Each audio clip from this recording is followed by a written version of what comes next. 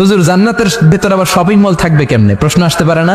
সহিহ মুসলিমের বর্ণনা, ইন্না ফিল জান্নাতি লাসুকান, জান্নাতের ভেতরে বিশাল এক শপিং মল থাকবে।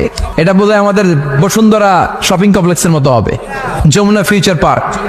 দুবাইতে যে একটা আছে বিশাল শপিং মল, মালয়েশিয়ার মিড ভ্যালি, এগুলোর মতো হবে মনে হয়।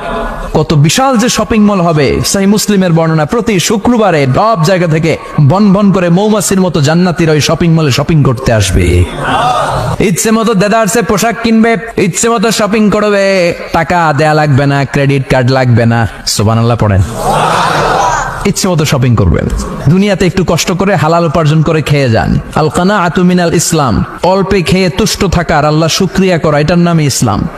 অল্প খাও, অল্প পড়ো, অল্প জমাও, অল্পের ভেতরে বরকত ঢুকাই দিছে কে? অনেকে দেখবেন অনেক খাই খাই নাই নাই করে, এটা যাদের স্বভাব তাদের কখনো বরকত হয় না। অল্প খাবেন, অল্প পড়বেন, আর হালালের সাথে সম্পর্ক করবেন। আল্লাহুম্মা কফিনি বিহালালিকা আন হারামিক ওয়া আগনিনি বিফাদলিকা আম্মান সিওয়াক। বিষ্ণুনবী দোয়া করতেন, আল্লাহ হালালকে আমার জন্য যথেষ্ট করেন, হারাম থেকে আমারে বাঁচিয়ে রাখেন। পড়েন আমিন। হালাল অল্প হলেও হালালে বরকত আছে না নাই? হারাম বেশি হলেও এটাতে কোনো বরকত নাই, ঠিক কিনা?